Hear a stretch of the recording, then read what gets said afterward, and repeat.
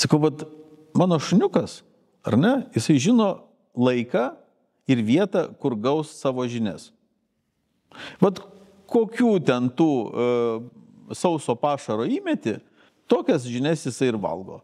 Jisai žino laiką ir vietą.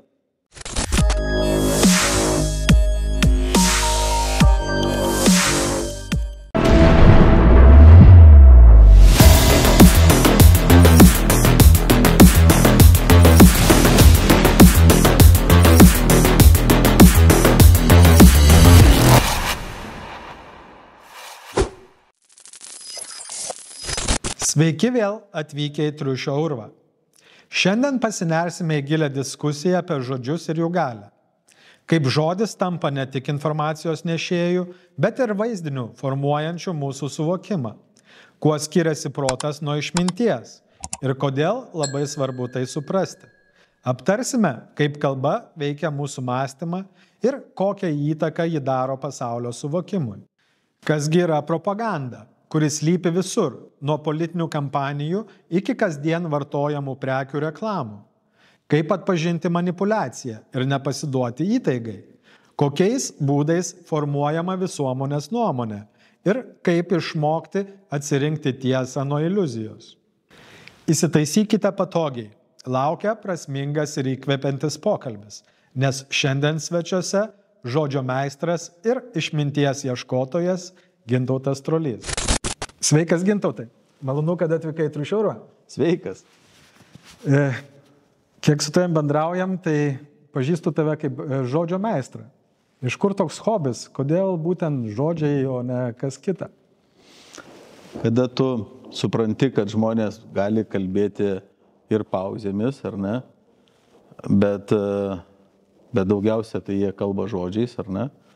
Ir mes turime skirtingas kalbas, bet labai daug žmonių apskritai net nesupranta, kas yra žodis.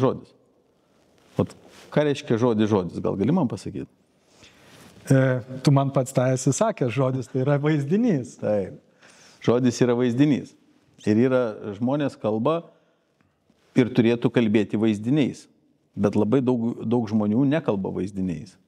Ir tada tu nesupranti, ką jisai šneka. Jisai bando papasakoti, bet taip labai plokščiai.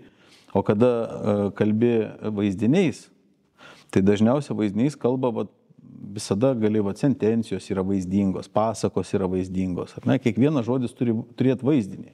Ir tada tu domiesi, iš kur jisai kilė, ką jis reiškia. Ir, pavyzdžiui, toksai žodis gimė vaikas arba mergaitė. Ir tada buvo Lietuvoje sąmyšis, kad reikia kažkokio bendrinio, nes čia negali skirstyti. Ir tada sugalvojo tokį žodį kaip kūdikis. Bet Jonas Basanavičius sako, tai yra įžeidimas lietuviui. Tai juk tai nuo žodžio kūdas. O mūsų vaikai riebikiai gimsta. Riebučiai, riebuiliai. Tai galėtų būti žodis riebikis. Ir mums dabar juokinga, bet tuo momentu atrodo, kad ir jeigu taip įsigilini į žodį, jisai galbūt ir teisus. Ir daugelis žmonių nesupranta žodžių. Aš iš vis kartais žiūriu, kaip jie susišneka. Ir šitas didysis hobis maždaug nuo 30 mano metų buvo. Tada aš jau susikūriau verslą, turėjau daug laiko. Tėvas turėjo šitą hobį jau iš anksčiau. Ir tėvas tada pasimirė ir tas hobis perėjo man kažkaip tai, nežinau, savaime.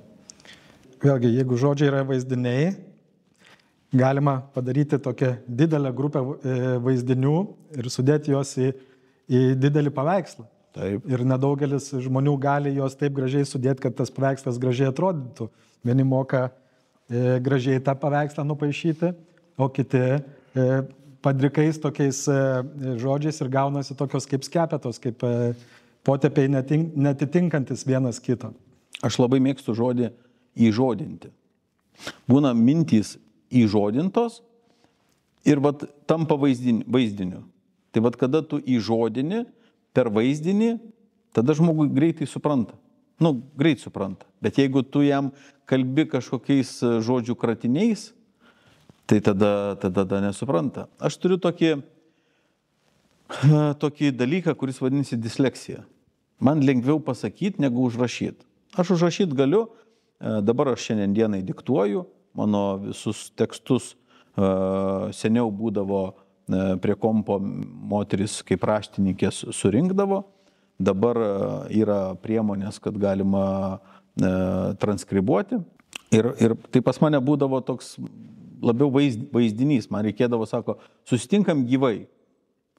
Ir tada tu emocija yra, būna gali tyliau pasakyti, gali pauzę išlaikyti. Gramatika, jinai tokia labai taisyklės ant taisyklės, taisyklė po taisyklės ir jinai realiai neperdoda tokio gyvasties, kaip yra tikras žodis, įžodintas žodis.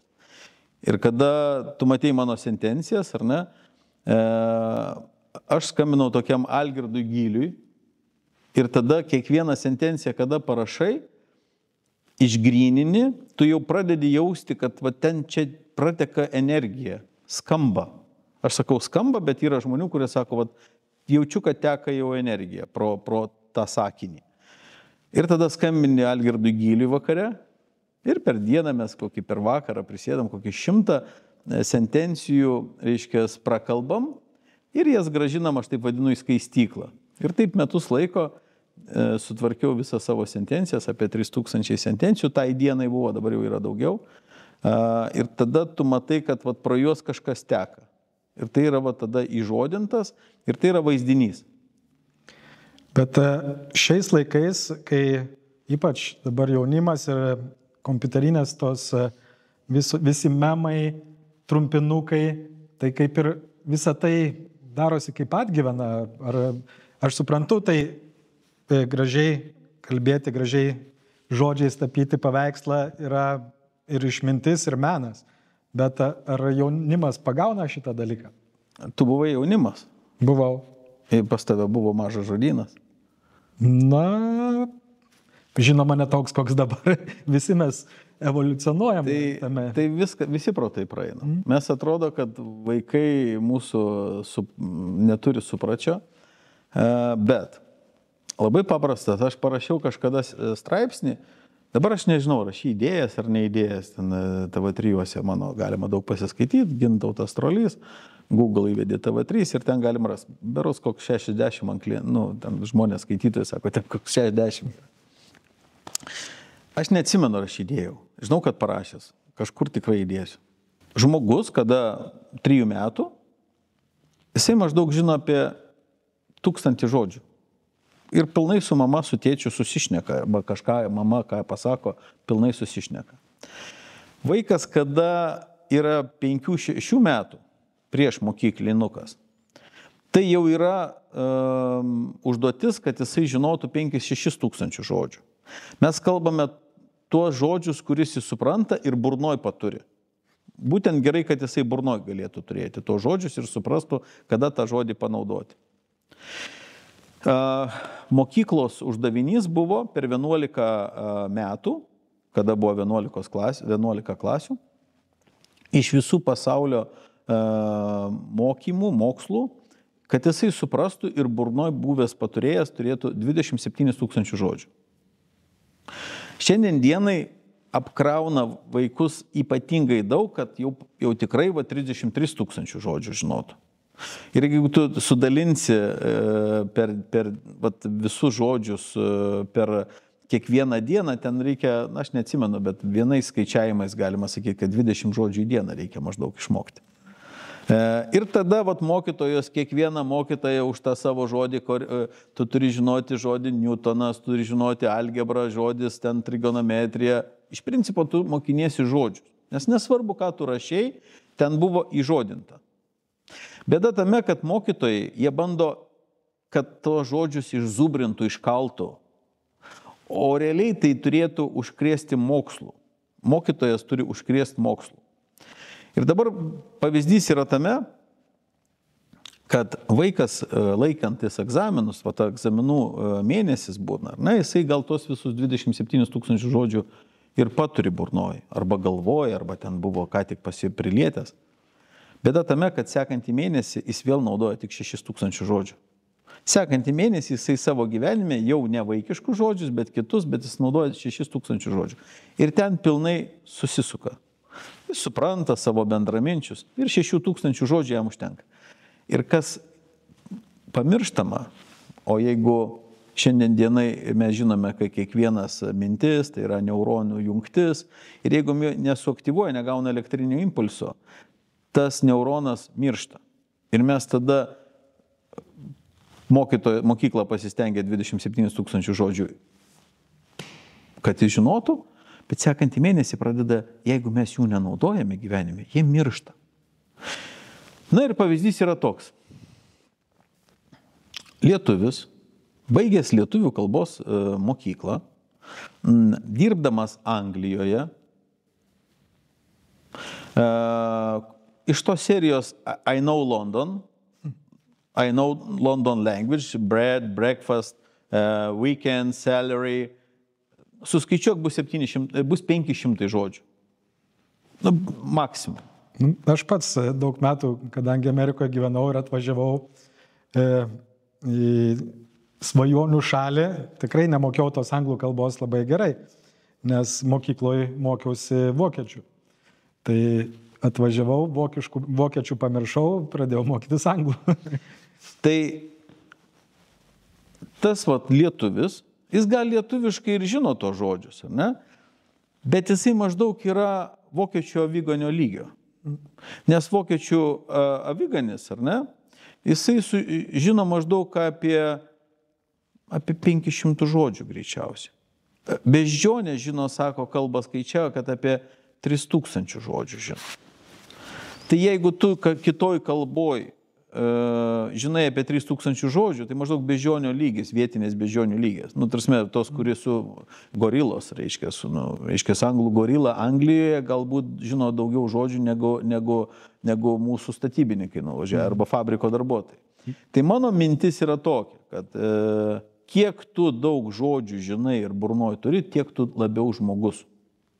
Ir žmogui reikėtų žinoti labai daug žodžių. Toksai Puškinas arba Šekspyras, ar ne, savo visoje kūryboje tų laikų nebuvo žodžio šilelis, televizorius, nebuvo ten kompiuteris žodžių. Jis panaudodavo 27 000 žodžių, todėl jų ta kūryba tokia vaizdinga buvo. Ir kada mes sakom, šitas kalba labai vaizdinga kalba, ir čia yra kalba žmogus. Ir išmintis, tai panaudoti tuos, atrinkti, tu žinot 100 000 žodžių, o parinkti visada tinkamiausius ir apsieiti be techninių žodžių ir tokių įmantrių, kurie priduoda gal vaizdo, kad tu protingas, bet tikrai nepriduoda išminties. Jo, čia Triušio urve mes labai mėgstam grįžti į istoriją. Taip. Tai netgi Senam testamente yra tokia istorija apie Babelio bokštą. Taip. Kaip po Tvano žmonės susirinko tarpupyje, Babilonas, dabartinis Irakas, ir sumastė, kad reikia pastatyti didžiulį miestą ir pastatyti bokštą, kuris siekia dangų. Dievai pamatė, kad jau čia tie žmonės labai gražiai susikalba ir čia nori pasiekti dangų, jų buveinę, nutarė, kad šitiem žmonėm reikia biškį pristabdžius įjungti. Tai paėmė, yra Senam testamente parašyta, kad paprasčiausiai padarė, kad žmonės nebegalėtų susikalbėti viena kalba.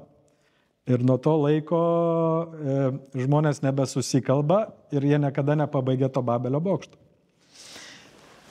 Bėda tame, kad daug įmonių nesusišneka, daug šeimų nesusišneka, yra skirtingos prigimtis šeimoje ir vienas kito nesupranta. Vienas, pavyzdžiui, šeimoje naudoja vaizdingą kalbą. Kiti, kurie neapdovanoti šito supračio, jiem reikia paaiškinti viską plokščiai. Ta prasme, kad per, vadinkim, mokslinę kalbą įrodomoją kalbą, o įrodyta viskas yra ant plokštumojo, tarsi ant popieriaus. Bet daugelis dalykų, visa, pavyzdžiui, pasaulio išradimai, jie buvo per pastebėjimą. Profesorius Arminas Ragauskas sako, visi išradimai tai yra tiesiog pastebėta, ko kiti nepastebėjo. Ir tai būna dažniausiai labai paprasta. Mes sakome, viskas, kas genialu, yra paprasta. Ir jeigu ateina ir paaiškina tau kažką paprastai, tai žinok, kad kažkas tai genialiai tai pastebėjo. Kaip supaprastinti, kad būtų. O žmonės per savo protą, jie taip sudėtingai viską daro ir jiems taip viskas nesigauna vien dėl to, kad iš tikrųjų tai viskas paprasta. Paprasta. Bet būtinai Lietuvos kokie nors protingieji, žinai, kalboje, mėgsta, žinai, seniau mėgdavo, žinai, lotynų kalbą kažką pasakyti, parodyt, kad moku lotynų kalbą ir tada tam pačiam sakiny išversti lietuvių kalbą, žinai. Lietuvių dabartiniai mokytojai, tokie pseudo mokytojai, žinai, atvažiavę iš užsienio, jie net akcentą atsineša. Čia yra žodis impression, kas reiškia pirmas įspūdis, žinai, ir toks jausmas, kad o kodėl tu nelenkiškai tai pasakei prieš tai? Tai Amerikoje būdavo tie naujai atvažiavę, jie jau po 2 savaičių sako, Miaukt pradeda, ne? Miaukt pradeda, tai mes sakydavom, atvažiavo lietuviškai jau pamiršo, bet angliškai dar neišmoko. Tokie, ir tu matai, kad žmogus nori parodyti, kad jisai turi kažkur diplomą, žinai, pakabintą, žinai. Tokie, žinai, toks, tu žinai, kiek, pavyzdžiui, šuniukai turi diplomų, kad buvo kažkokiose varžybose, pirmą medalį gavo, žinai. Tai man panašu į tai, žinai, buvo varžybose, gavo medalį. Toks, tam dopamininiam pasauliu labai neblogai, žinai, gauti kažkokį diplomą, žinai, ir įrodyti, kad aš turiu diplomą, žinai. Bet klausimas, kiek tavo diplome yra tavo tų jau išminties, žinai. Ir tada, žinai, gal tu ir protingas, bet o kur tavo išmintis, žinai, kad tu nenaudoji tą, ką tu žinai, žinai. Ir yra žmonės, kurie gyvenime, kažkokioj mažoj terpiai, jisai kaip ir mokytojas, bet tik išeina iš tos mokymo įstaigos, išmokti iš jo nieko. Bet, Gintautai, ar negalvoji, kad mokėjimas laviruoti žodžiais, tai yra didžiulis ginklas, taigi žodžiais galima labai daug įteikti, kaip žinome, kaip propaganda yra vykdoma, tas pats Gebelsas, koks buvo propagandos meistras, kaip mokėjo žodžiais įtaikoti mases. Tai tas pats žodžiai sudaro kalbą. Mes čia dabar tokio kaip matricos iliuziniai studijoje, sėdėm. Tai matrica irgi suprogramuota yra būtent kalbomis, Basicas, Pascalis, C++, PHP, žinai. Tai vėlgi, tai kaip tu matai, kad žodžio naudojimas kaip ginklą prieš žmonės? Aš daug kartų į tai atsakinėjau ir visą laiką skirtingai. Šį kartą vėl kitaip atsakinėjau. Tai labai gerai. Yra 2 mąstymai. Yra per protą, per išmintį. Pavyzdžiui, jeigu žmogus pasigyrė, kaip tu galvoji, žodis pasigyrė kokioj paradigmoj? Proto ar išminties? Čia vėlgi priklauso, gali būti ir... Proto. Žinai dėl ko? Per išmintį jisai tiesiog pasidžiaugė. Jis pasidžiaugė. Jis papasakojo, jis tave skaitė draugu, o tu vien dėl to, kad esi proto lygmenyje, tau atrodo, kad jis pasigyrė. Jis pasidžiaugė, dabar tu pasidžiaug. Jeigu tu neturėkom džiaugtis, ar ne, tai tu galvoji, kad jis pasigyrė. Čia yra tas pats žodis, tas pats veiksmas, bet 2 skirtingi matymo kampai. Tai kada mes kalbame apie žodžius, ar ne, tai paveikti galima tik tai, sakykime, mases. Žmonių tu pagal išmintį tu negali sumanipuliuoti. Tu gali sumanipuliuoti tik žinančius, nes jiems pakeisti, primesti žinias, kurių nebuvo, arba primetinėti, žinias galima keitalioti. Apskritai žmonės per žinias manipuliuoja. Ir toliau gali manipuliuoti galvojančius. Niekados tu nesumanipuliuosi ir apskritai tokio žodžio toj paradigmoje nėra mąstančių. Mąstančius senais laikais Pol Potas tiesiog išžudė. Mąstančius tiesiog utilizavo, nes jie nepatogus, jie uždavinėja klausimus. Vaikas nepatogus protingam, net vaikas nepatogus mąstantis protingam, kai tėvo klausia, o kodėl aš turiu taip daryti? Ir tėvas protingas, jis negali atsakyti, jam reikia, kad jis atsakytų per išmintį, per mąstymą. Vaikas išmintingas, taip vadinamas kodėlčiukas, jisai protingam tėvui yra rakštis. Jis nežino, kaip atsakyti. Vaikas turi išminties pradą, jis nežino, kaip atsakyti. Nes čia su protu jis uždavė labai išmintingą klausimą, o kodėl aš turiu taip daryti? O tada vaikai leidžiami į darželius, į mokyklas, kurios įdeda į standartinę dėžutę. Taip, ir visa ta jų išmintis ir noras žinoti yra suvienodinamas. Ir pats baisiausias, šiandieną turiu tokį vieną, ryte turėjau tokį konsultaciją, aš miške, mano konsultuojamas irgi kita miške, ir vaikščiam, ir aš jam telefoną. Ir sakau, tai ar sužinojai ką nors naujo? Sako, aš tą žinojau.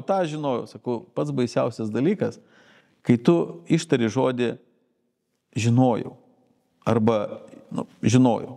Nes jeigu tu žinojai, tai jeigu tu nenaudoji, tai reiškia ne taip žinojai. Tu galbūt žinojai, kad žinojai, bet bus žinojimas, kada tu realiai supratai. Nes kad žinai, tai dar nieko nereiškia, bet ar tu supratai. Ir tas supračio momentas, tai būtent tada, kada tu tiksliai žinai žodžius. Nes tada, kada sako vaikui, perskaityk, jis perskaitė. Bet ar tu supratai? Ne. Kodėl? Nes ten 17 žodžių nežinojau. Kartais tekste vienas žodis pakeičia visą esmę. Absoliučiai visą. Ir vieno žodžio tam tekste nežinojimas, reiškia, tu supratai tekstą ne taip, kaip ten buvo įžodinta.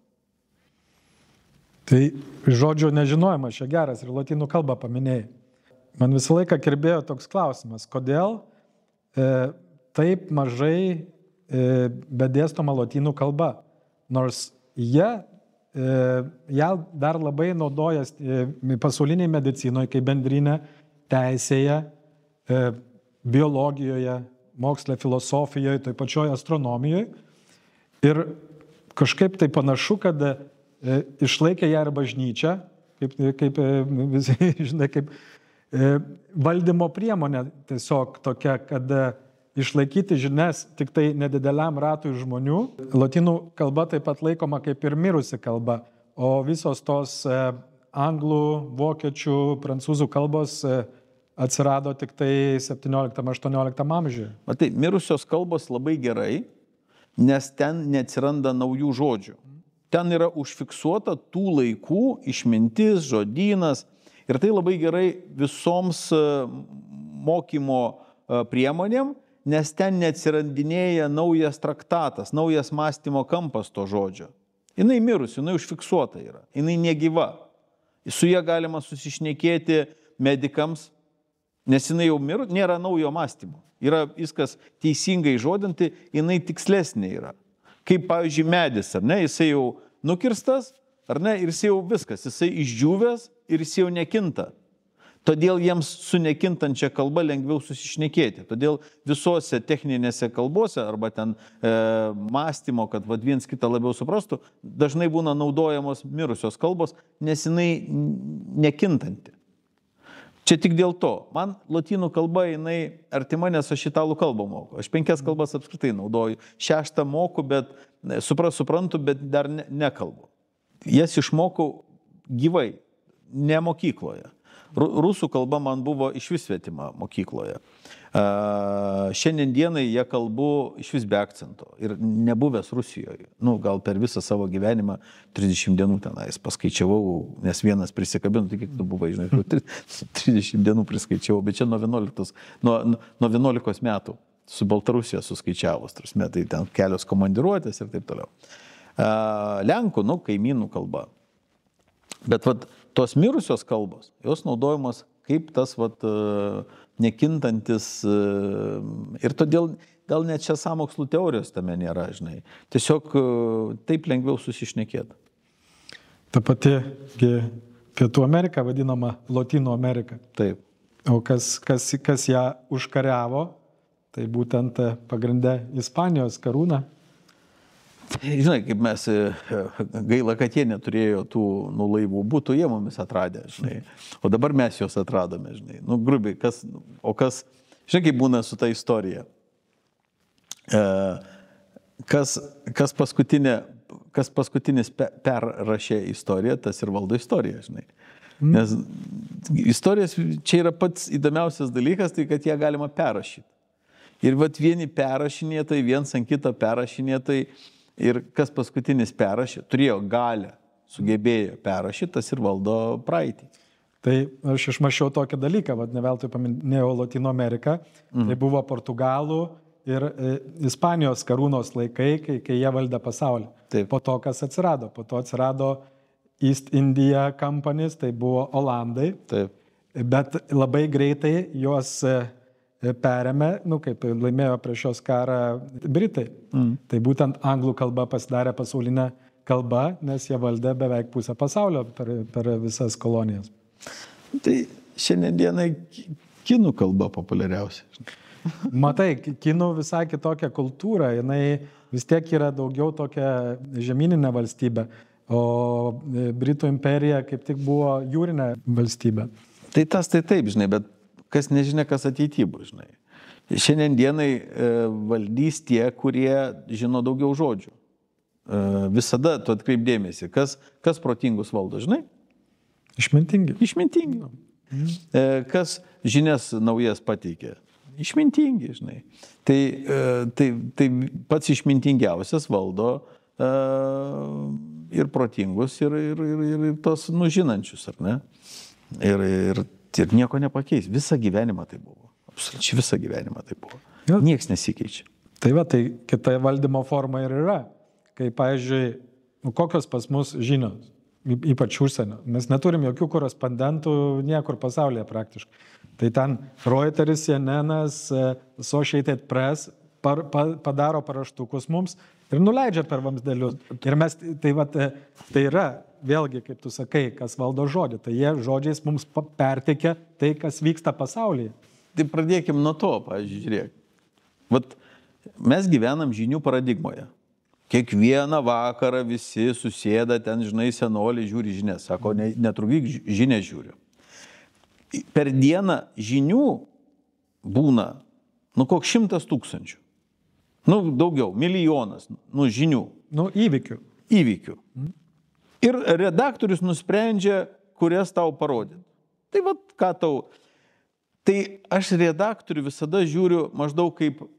čia neseniai buvo tokį pokalbis, buvo, žinai, ir tokie, man metaforos gimsta pat, žinai. Sakau, mano šuniukas, ar ne, jisai žino laiką ir vietą, kur gaus savo žinias. Kokių ten tų sauso pašaro įmeti, tokias žinias jisai ir valgo. Jisai žino laiką ir vietą. Ir pavyzdžiui, kada žmogus pripranta prie to, kad ką jam ten šeimininkas įmetė ir jis ten gavo savo to lesalo, reiškia, arba to pašaro, tai jis žino, instinktas susiformuoja, 6 valandą toj vietoj bus maisto. Nežinia kokio, bet toj vietoj ir to maisto. Laisvas žmogus, jis pats maistas susiorganizuoja. Ir šiandieną, jeigu, pavyzdžiui, socialiniuose tinkluose žmonės žiūri, skrolina, žinai, tą bendrą juostą. O iš tikrųjų turėtų taip. Aš turiu 8 arba 10 žmonių, man įdomu jų nuomonės, aš pas juos ir einu, visa kita man neįdomu. Ir tada gaunasi, kad tu kontroliuoji, ką tu žiūri. O socialiniai tinklai tau, arba žinios, arba redaktoriai, tau įmeta tas, kas jiem apsimoka. Tai kaip aš savo šuniu, žinai, jis žinau, kad jisai tylus, ramus bus, jeigu gaus tą ir tą valandą tą savo pašarą, žinai. Katė, aš iš vis buvau išsprendęs, žinai, automatu, šėryklą, žinai. tą ir tą minutę jam iškrenta ir ten garsas pipip ir viskas, jinai lekia tenais ir gauna savo pašarą. Žmonės šiandienai žinios yra pašaras. Taip, visiškai teisingai. Ir dar kitas dalykas dabar, kai laimėjo Trumpas Amerikoje, tai panašu, kad anksčiau gaudavo iš ambasados, ką reikia kalbėti, apie ką, kokios agendos yra, turi būti už tai, būti prieš tai, o dabar suirutė, niekas nebežino, ką šnekėti. Nes sulaužė visiškai pasaulio tvarką Trumpas. 2 lytis tik tai yra. Išėjo iš visų tų žaliųjų kursų nesąmonių. Migrantus tvarko pas save ir skaityk, Europą irgi prisileido jų. Tai visi dabar taip prisiglaudę prie žemės, taip atsargiai žiūri, kas dabar bus, ką reikės kalbėti ir kaip iš vis gyventi šitam pasauliu. Prieš Trumpą nepapūsi, o pasižiūrėti. Ir tada tu supranti, kad mes gyvename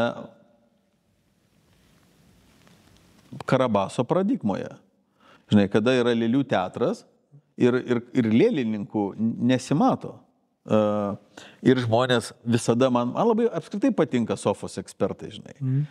Tarsi, jie kalba apie tai, ką negali įtakot.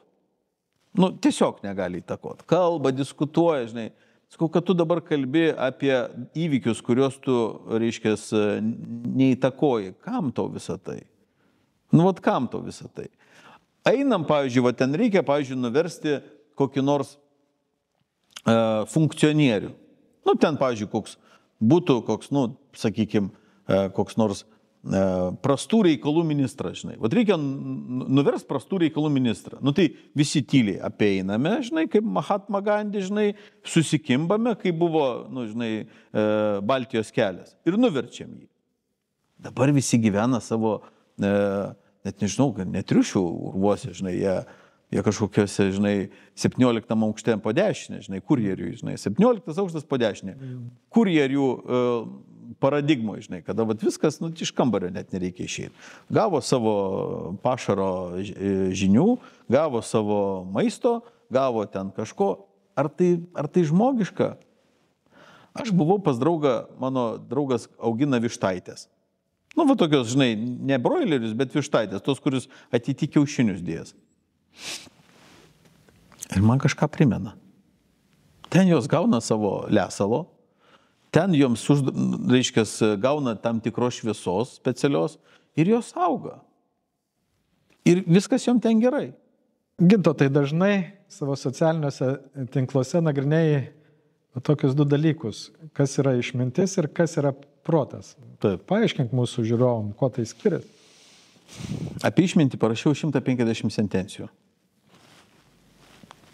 Tikrai daug. Ir iš visų kampų peržvelgiau. Bėda tame, kad išmintis yra stigma. Gyvam žmogui yra stigma.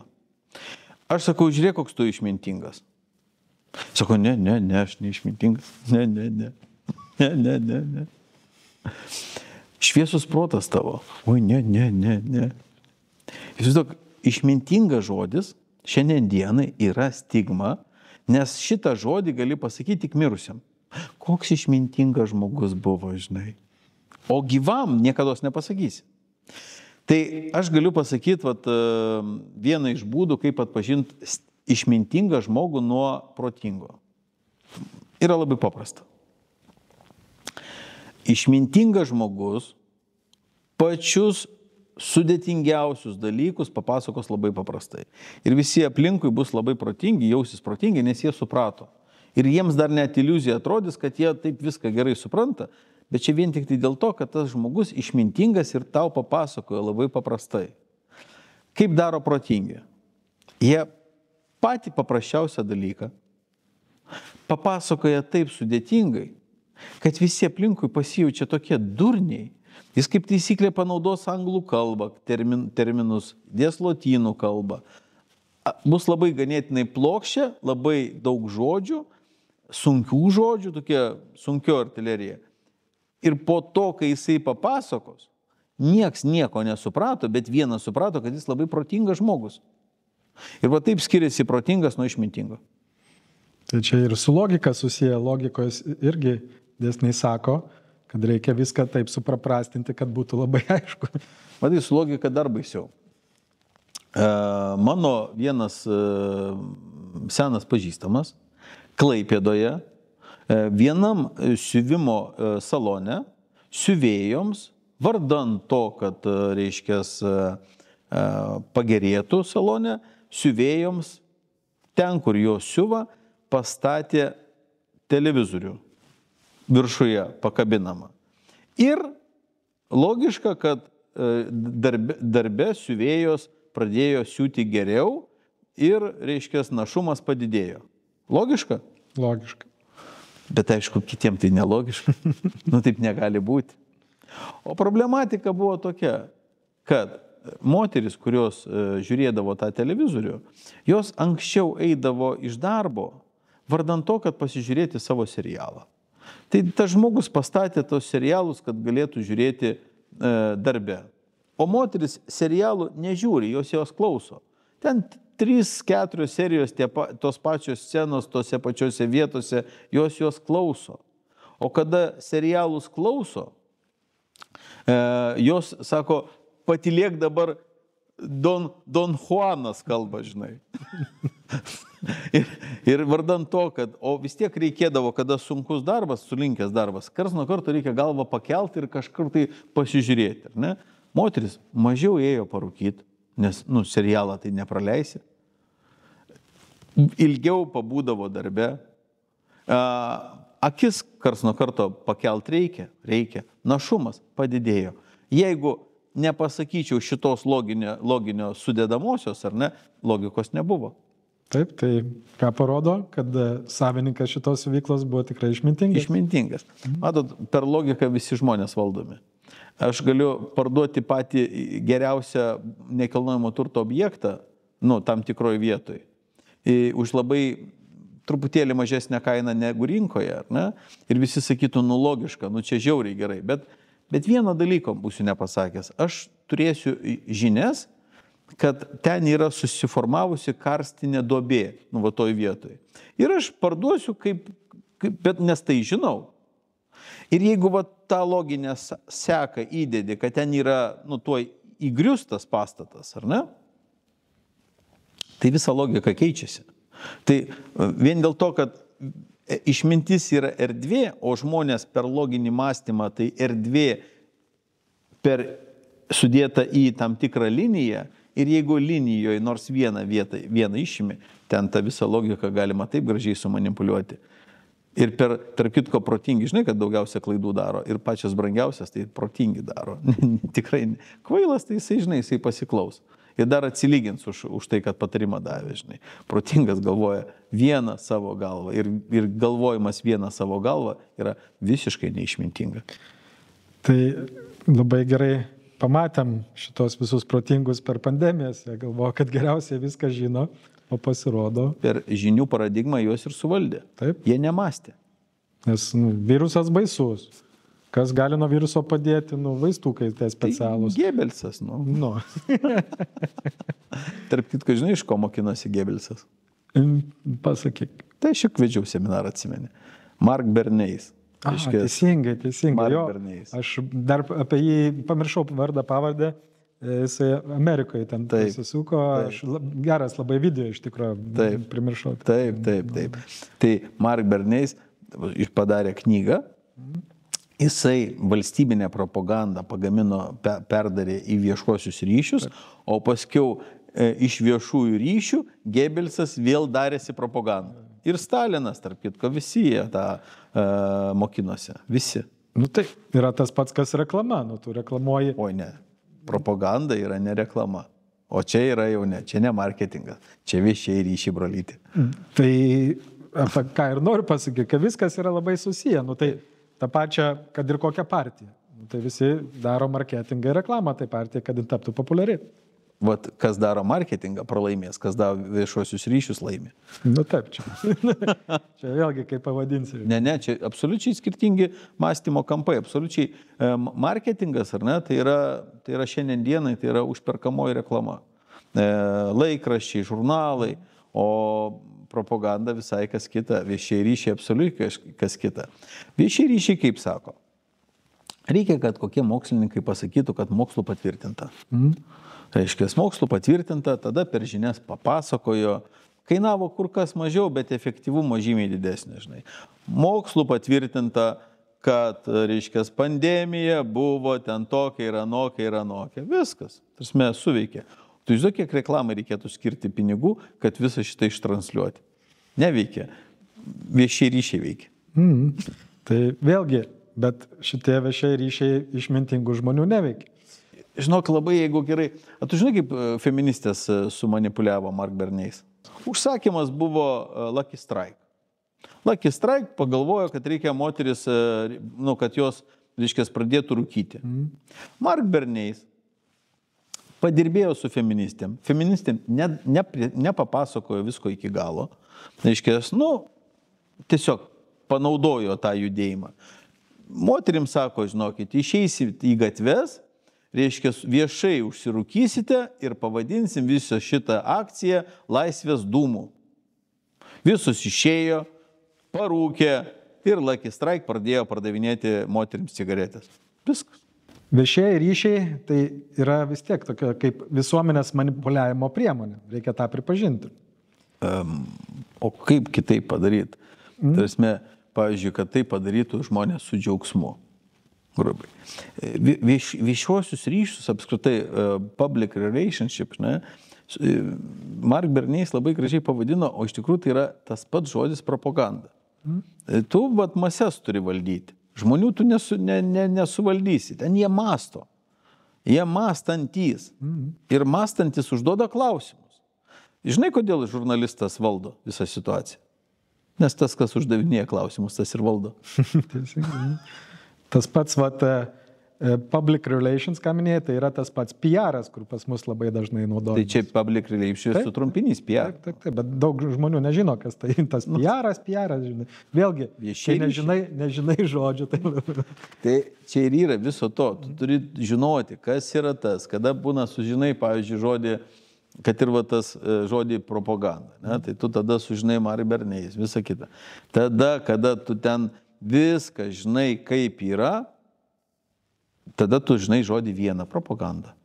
Bet besidomint tuo, sužinai dar 17 žodžių. Ir tai yra be pabaigos. Bet kas yra gerai, kad pas tave visi žodžiai yra sujungti. Ir pas tave yra sąsojos, pas tave nėra atskiro padriko kažkokio žodžio. Tu iš karto žinai, tu juos per tas neuroninės jungtis sujungi į ilgas virtinės. Ir kada tu prijungi naują žodį, tai jisai ne šiaip kažkur tai galaktijoje plaukėja, bet jis tu prijungtas yra prie visko, ką tu prieš tai žinai. Va čia yra esmė. Va čia yra mano hobis domėjimas žodžiais. Nes aš nesuprantu žodžio padriko. Jisai turi būti sujungtas su tuom, kas yra, ir viskas turi būti per išminties paradigmą. Kada aš pavyzdžiui, randi, žiūri išradimus. Ypač su psichologos. Labai man ten įdomi tema, aš ten pašventęs, ten labai įdomiai, pavyzdžiui, šiandienai, beje, gal nukrypsiu į temą, kitą, bet žinai, kad, pavyzdžiui, labai daug tikrumo ir labai daug, tikslumo yra psichologiniuose tekstuose ir horoskopuose. Labai daug tikslumo. Žinai? Todėl, kad labai plačiai apibūdinimai. Taip, 30% tikslumo yra labai daug. Taip. Maždaug tiek pat, kiek placebe. Viskas absoliutinta yra.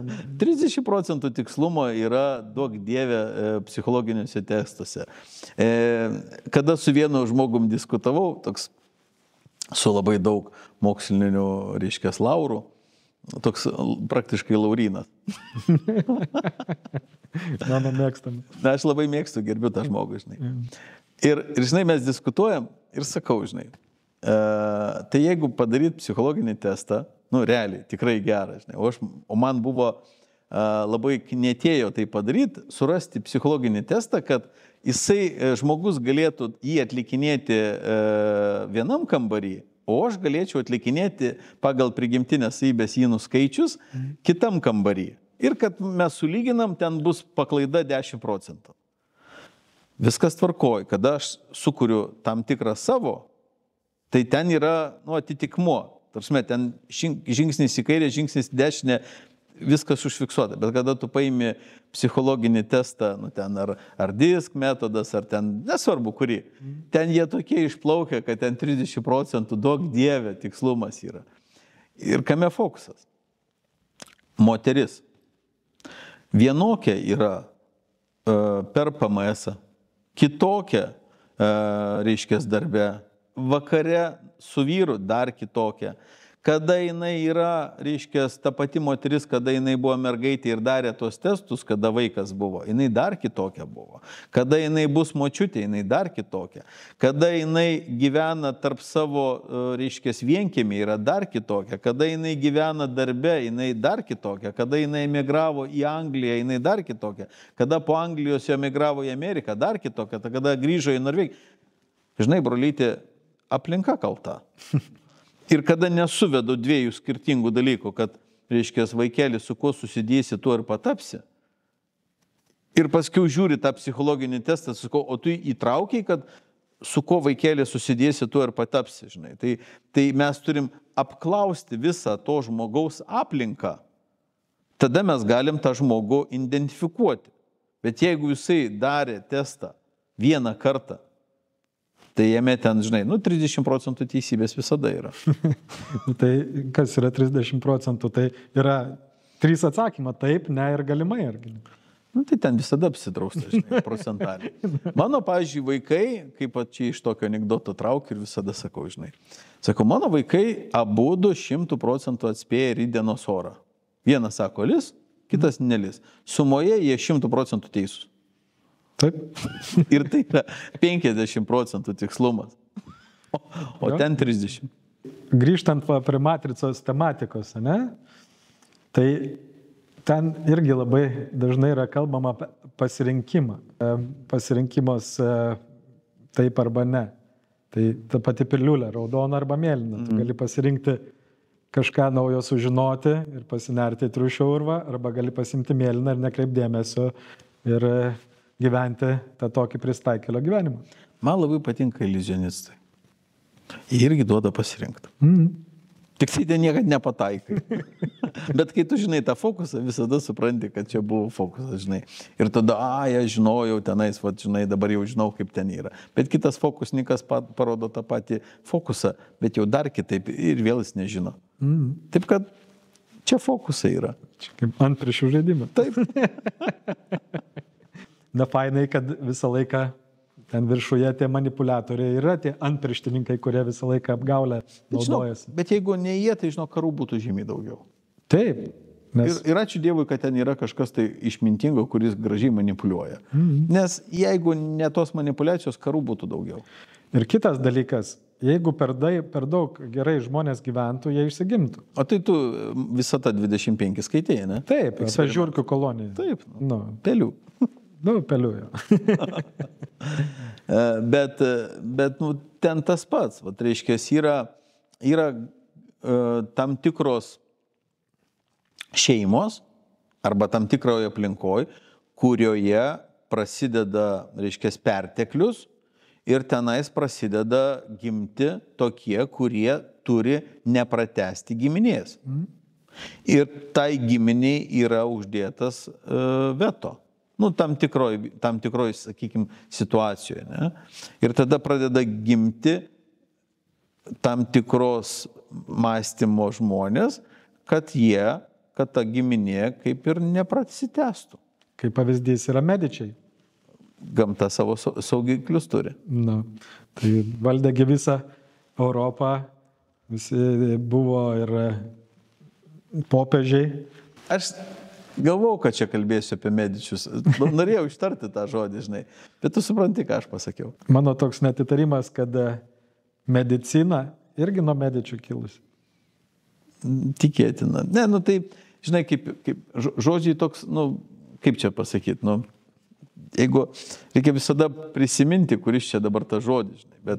Bet man, pavyzdžiui, aš labai, medičiai viskas valio, bet aš labiau Makiavelį mėgstu, žinai. Nikola Makiavelis, valdovas. Jis valdė medičius. Galima sakyti, kaip ir valdė, nes jis jiems pasakė, ką reikia daryti su barbarais. Taip. Ir jis turėjo omeny mūsų šitą teritoriją dabar. Tai man, žinok, Makiavelis, nes jis valdė patarimais medičius. Taip, kas kam patarinėja, tas tą valdo. Jis ir atsidėjo už tai. bet toks gyvenimas, žinai, todėl visada reikia atsirinkti. Pavyzdžiui, yra žmonės, sako, man patarėjų nereikia. Tvarkoju, nes tavo reikalų nėra. Bet kai pas tave prasidės galingi reikalai, kuo daugiau žmogus turi patarėjų, tuo reikalai pas jį yra svarbesni. Labai svarbus žmogus visada turi daugiau patarėjų. Nes jis negali vieno gyvenimo neužtenka, kad viską suprasti, tai tu turi turėti patarėjus. Dėl to efektyviausia yra meritokratija, kai atsirenki geriausius tam tikros srities specialistus ir jie yra atsakingi už tas rytį tavo kažkokioj tai valdomoj, ar tai būtų verslas, ar valstybė, ar imperija. Tai be to nieko ir nebus. Pavyzdžiui, Singapūro pavyzdys. Jie labai išvystė tą meritokratijos principą, todėl, kai Lee Kuan Yew atėjo valdžia 1959 metais, jis sugebėjo iš visiško šiukšlyno padaryti vieną pirmaujančių valstybių pasaulio. Tai jisai tvarką įvedė. Žinai, pavyzdžiui, tu supranti, kad, pavyzdžiui, tarakonas, ar ne, visada pasakys, kad diklafosas yra blogai. Ir visus įrodins, kad jisai turi būti uždraustas. Bet čia tarakonas. Bet tie, kas supranta, kad tarakono neturi būti, galvose šiuo atveju, tai turi būti kažkoks diklafosas, arba kažkokia kita priemonė, kurie naikina galvose tarakonus. Ir žmonės turėjo galvose tarakonus, kažkas tai juos išnaikino. Tai gerai, kad jisai taip darė, bet Pol Potas tai darė kitaip. Pol Potas kaip tik domėjasi apie Pol Potą. Ten yra, ten įsivaizduok, ten buvo papildomas žodis ir tada, reiškias, darau, pavyzdžiui, žodis bendratis, darau vakar, tai reiškias vakar buvo, darau rytoj. Ir gavosi taip, kad išnaikino tam tikrus žodžius, reiškias, ir gavosi taip, kad jie gyveno, negalėjo įžodinti, nes uždrausti tam tikri žodžiai buvo prie Pol Poto. Reiškias, ir ten labai lengvai suvaldė, kad gyveno čia ir dabar paradigmoje. Tarsi, jis negalėjo ištarti žodžių su ateitim susijusiu, negalėjo praeities ir jie gyveno visada čia ir dabar. Bet taip yra iš tikrųjų. Ir čia Pol Potas pasistengė. Ir kada po Pol Poto įvedimo emigravę, grįžę atgal, jie su vietiniais jau nesusišnekėjo, nes labai greitai atrofavosi. O šiandien žinai, kas labai lengviausiai atrofuojasi? Sakyk. Intelektas. Taip. Nes atsirado dirbtinas. Tai kada žmogui davė dirbtiną, reiškias, koją ar dar ranką, tos nereikėjo, žinai. Reiškias, kada pradeda naudoti žmonės dirbtiną intelektą, žinau, kad kažko nenaudos. Bet vis tiek, tai šitam dirbtiniam intelektui iki intelekto dar yra labai toli. Tai yra... Jisai, žinok, jau senai, pavyzdžiui, ką vadinti intelektu, ar ne? Grubiai. Intellect quality tai yra vienas dalykas. Su išmintim intelektas ir išmintis nieko bendro neturi. Taip, vakanus. Bet intelektas, jisai surinktas ir sutvarkytas. Tai tie, kas vadovausi proto paradigmoje, žinojimo paradigmoje gyveno, arba galvojimo paradigmoje. Intelektas viską surinko, jau surinko. O išminties ne. Galima to vadinamų dirbtinių intelektų naudotis protingai ir išmintingai.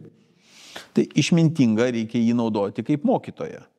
O protingas, tai jisai duoda kažką tai už jį išspręsti. Tai yra didžiausia tragedija. Kaip mokytoją naudoti. Tai tikrai aš skaitau, kad vaikam tikrai būtų pravartu. Bet gink Dieve ne sprendinius daryti už tave. Bet aš matau vieną problemą. Anksčiau, jeigu norėdavai susirasti kažkokią informaciją, eidavai pats į norimą įstaigą, ar į biblioteką, ar į vienokią, ar į kitokią, susirandi informaciją. Paskui atsirado internetas ir Google'as. Tai tu įvedai klausimą ir gaudai visą krūvą, tenai 100 000 milijonais atsakymų. Irgi galėdavai praskrolinti, pasirinkti kažkokią. Vėliau Google'as jau pradėjo tos algoritmus mesti tik tai tam tikras, kas daugiau mokėdavo ir pagal agendą jau atsirasdavo pirmam puslapį. Tai kad kažką tikrai vertingo, teisingą atsakymą surasti tai reikdavo jau ten eiti kažkur to. Kas yra su dirbtiniu intelektu, tu kai jam užduodi klausimą, jis tau duoda vienintelį atsakymą, kurį tu turi priimti kaip teisingai. Ir dauguma tai ir taip ir ne. Ir taip ir ne. Kada tu Google, tu žinai, kiek kainuoja Google straipsnį parašyti? SEO straipsnį parašyti. Bet kurią temą? Tiksliai nepasakysiu, bet... 5-7 eurai. Yra tekstų rašytojai. Kitaip sakant, raštininkai. Ir jie rašo ne žmogui, o Google'ui, bet kartai žmonės tose pačiuose puslapiuose skaito ne jiems rašytus tekstus. Tai Google'ui. Ir ten rašė ne žmogus, kuris kažką supranta, o 19 metų vaikas, ar ne, kuris parašė SEO straipsnį. Ir žmonės prisiskaitė SEO straipsnių, ačiū Dievui, kad atsirado nors kažkoks intelektas, kuris jam, tarsi, atskirs, kad čia yra SEO straipsnis. Tu šito dalyko net nediskutuok. Bet, pavyzdžiui, kada tu dirbtinio intelekto, reiškias, nevaldai, o nevaldai nemokėdamas užduoti klausimo, o klausimų užduoti niekas taip mokykloje ir neišmokino. Tarsi, žinot jo, bet neuždavinėk daunų klausimų. Ir to ir baigėsi. Tai tas, kas uždavinėja klausimus, tas ir valdo. Tai jeigu tu, ta prasme, nori valdyti dirbtiną intelektą, tu privalai mokintis uždavinėti klausimus. Ir tada tu kažką galbūt valdysi. Bet ir jį naudot kaip kažką, tai ką tu moki, tik tai, kad jisai gali tau padaryti greičiau. Bet gink Dieve, neatiminėti iš savęs galimybės kaifuoti nuo mąstymo.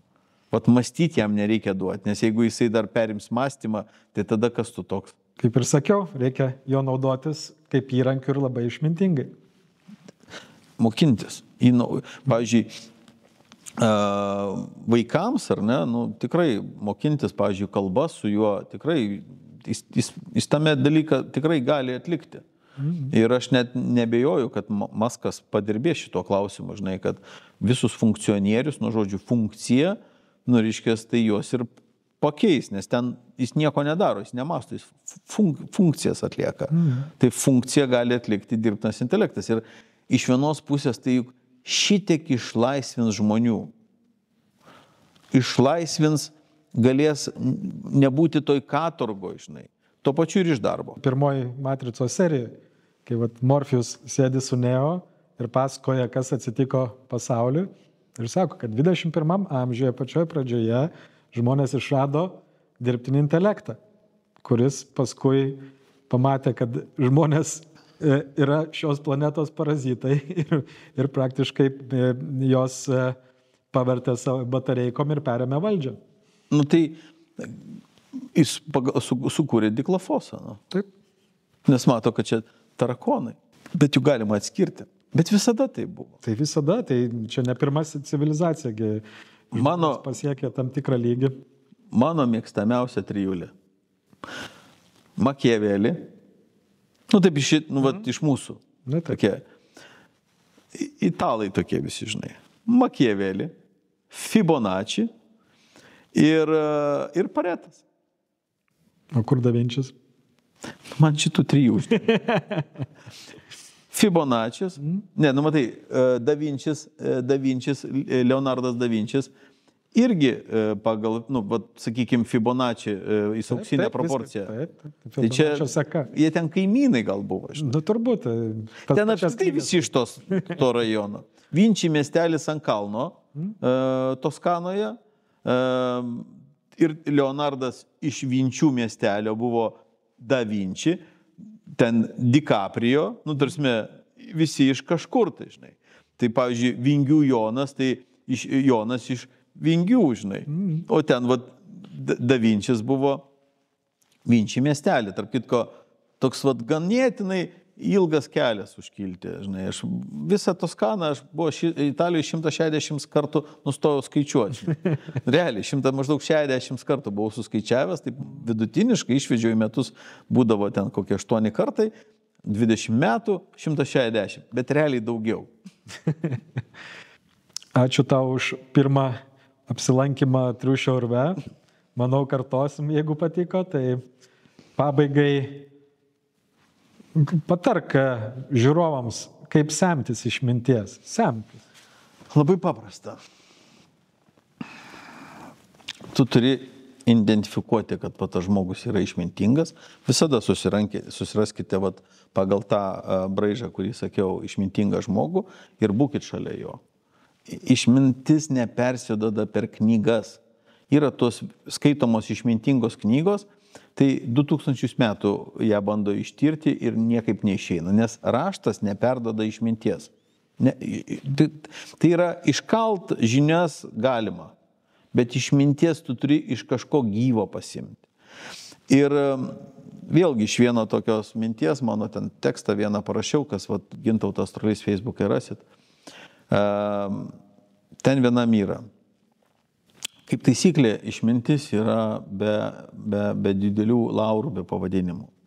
Jeigu mes dabar taip žiūrėtume, tai yra šaltinis ir ar jūs matėte nors vieną su Nemuno lygio pavadinimu šaltinį? Ne. Bet žinokit, kad Nemune yra daug šaltinių. Bet galiausiai praeina pro civilizaciją ir pro civilizaciją, pro tą visas kanalizaciją, žinok, ten iš tų šaltinių tiek daug purvo atsiranda, žinai. Bet kada jūs susirandate tą gyvą žmogų, kuris yra niekam nežinomas, bet jis yra šaltinis. Ir jisai žinias gauna ne iš knygų, o mokant skaityti gamtą. Jis gamtos žmogus.